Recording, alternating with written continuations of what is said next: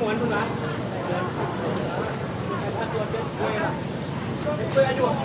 าดเช้าหนองจันทร์เวียงจันทร์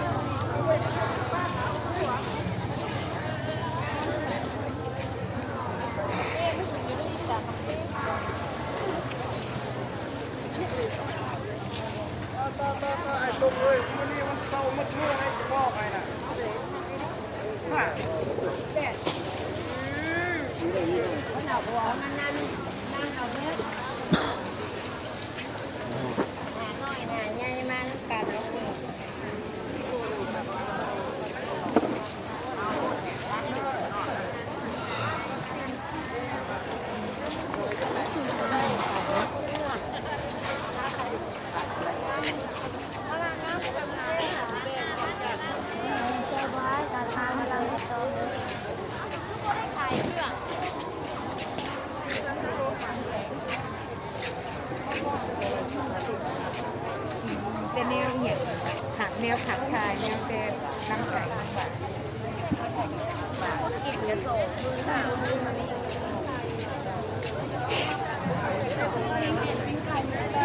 มันไม่มาเล่นพอจะได้ชื่อแล้วอ่ะถ้าเป็นชื่อเมื่อวานเนี่ยมันหนักของบ้านเอาโลดเห็นไปโลดไปที่再走两下。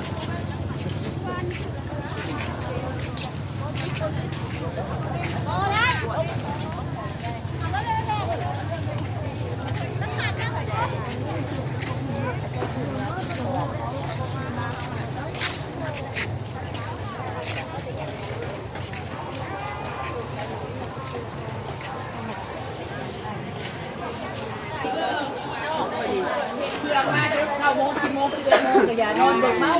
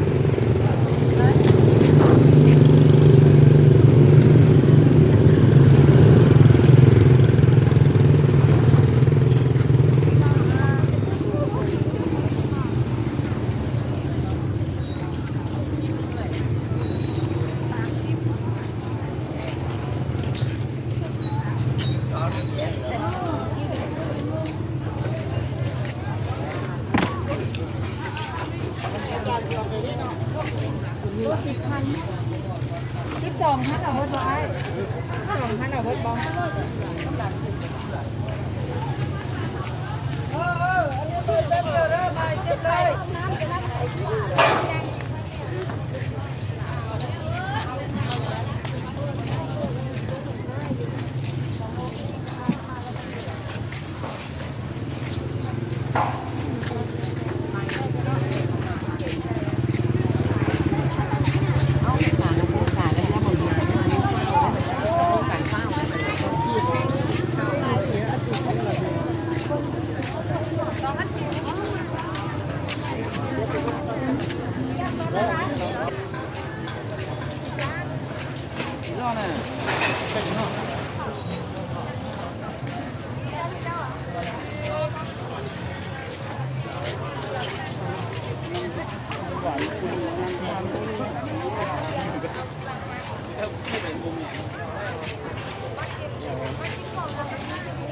ไม่ไรบอลนี่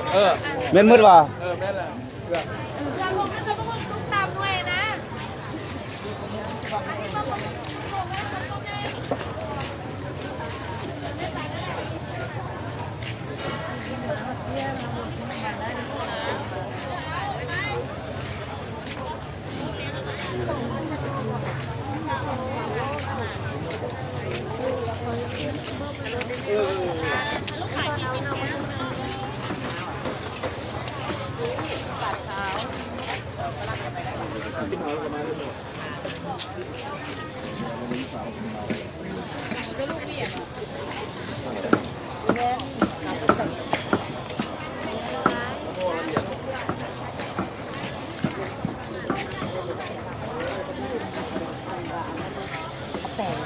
เป็นผักกาดอยู่ดีกว่า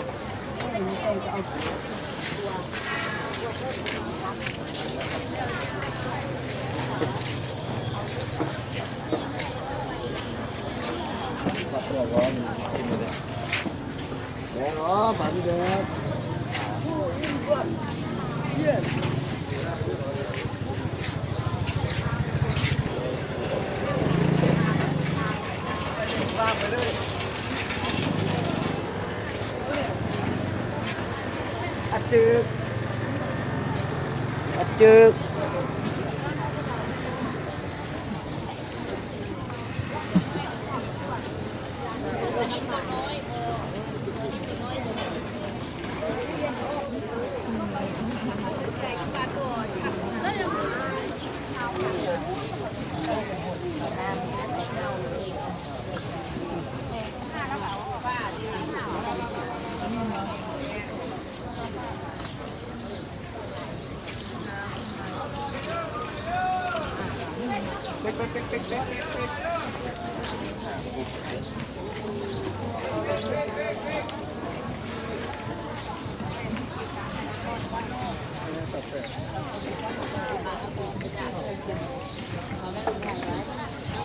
คือได้ซาพัน รอเด้อรอเด้อเบ๊ก คือได้ไม่เข้ามานะเอาหมดดิ รอเด้อรอเด้อ เอาละ โอ้ยรอนี่ก็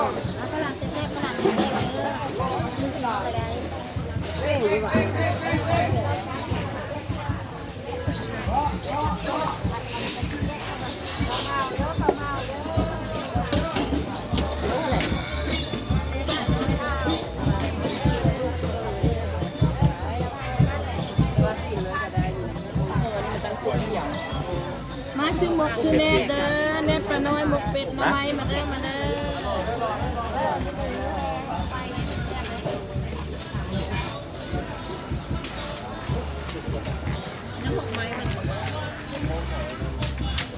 ผมก็เลยจิต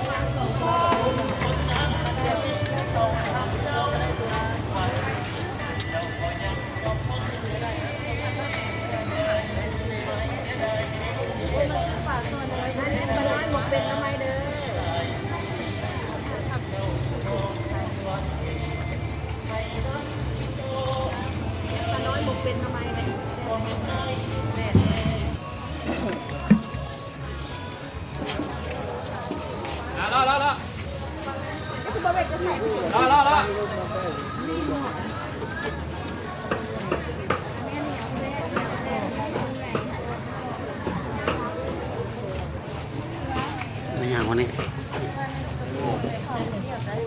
โอ้ยเหนียว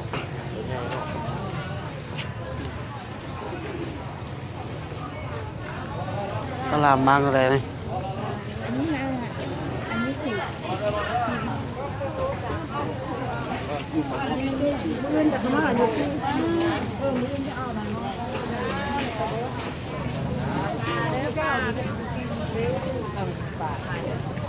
ก็เมียก็ได้เมียได้หมด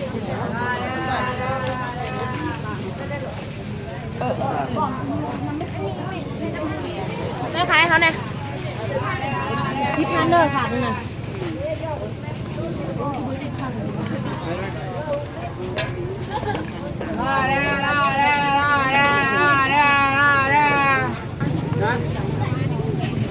ยังนะพอท่านได้ใจที่ท่านได้ใจที่เดือเงินน่ะ เอาคอยวางกัน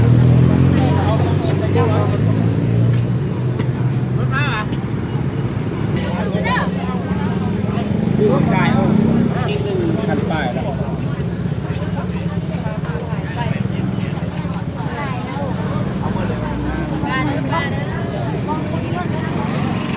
กินนมข่อยได้หักเช้านมข่อยเองเลยแล้วมันกินนมเสริมนมฟองแต่หาว่าหลุดหัวนมได้ใส่จอกของกินเพื่อละมื้อละแผง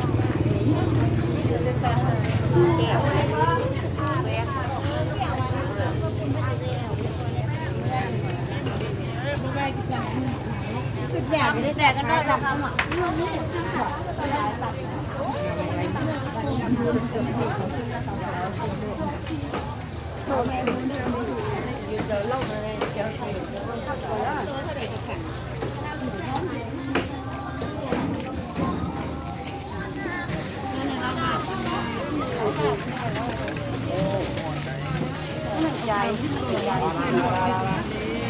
ตัวนี้นะ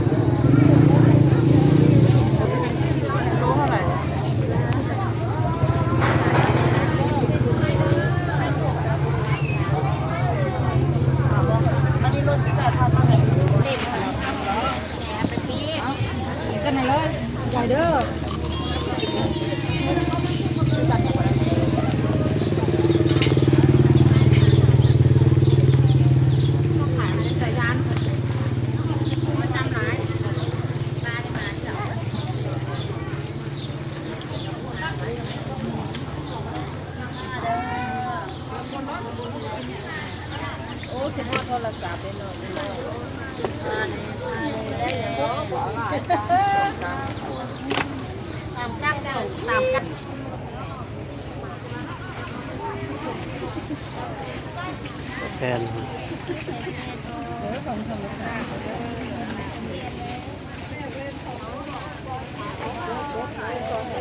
อยากฆ่าหนูนะโบอยากฆ่าหนูปลาต้องปลาปลาไปได้คุณเจ้านี่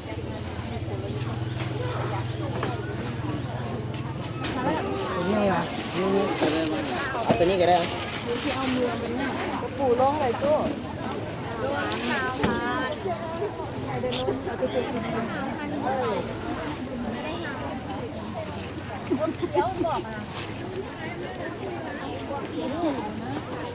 ไม่ผิววะไม่ผิววะมันสามตัวไม่ผิวข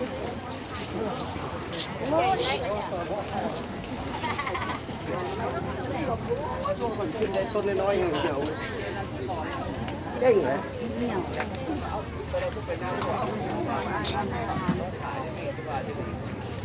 ผมมาประกาศที่เท่ากับผมนอนหลงเหลือแล้วเป็นอะไรอยู่กำลังนอน ทางอันน้ำใส่เอวเลยเด้อ